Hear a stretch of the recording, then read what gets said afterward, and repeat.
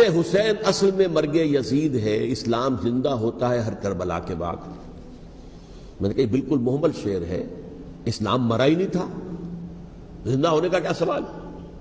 اور اگر کسی درجے میں مزمحل یا زخمی ہوا تھا تو وہ تو رہا، کربلا کے بعد بھی رہا، یزید کی حکومت بھی رہی، بنو امیہ کی حکومت بھی چلی، کوئی تبدیلی تو نہیں آئی۔ یہ کیا کہہ رہے ہیں؟ اسلام زندہ ہوتا ہے کربلا کے بعد۔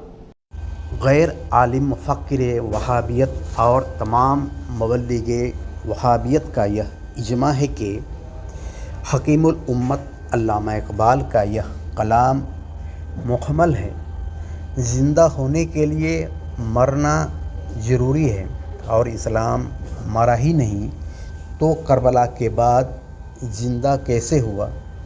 قرآن ابو جہل کو مردہ کہتا ہے جبکہ وہ زندہ ہے۔ مردہ ہونے کے لیے مرنا ضروری ہے۔ یہاں مرنے سے مراد جسم کا مرنا نہیں ہے بلکہ روح کا مرنا ہے۔ اسی طرح زندہ ہونے سے مراد مقصد کا زندہ ہونا ہے۔ یزید مقصد اسلام کو ختم کر دیا تھا۔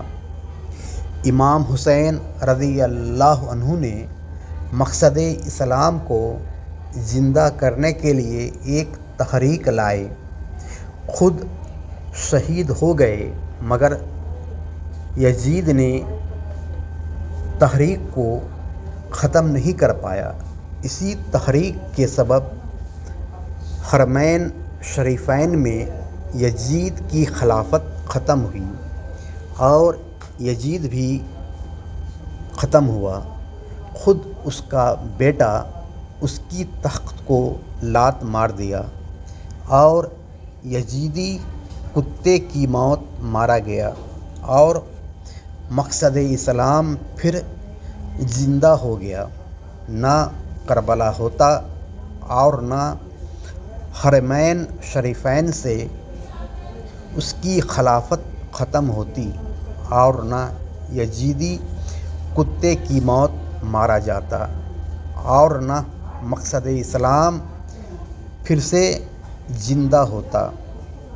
کربلا کے بعد یزیدیت کی خاتمہ ہوئی اور مقصد اسلام پھر سے زندہ ہو گیا۔ یہی اقبال کی فکر ہے اور وہابیت کی موت ہے۔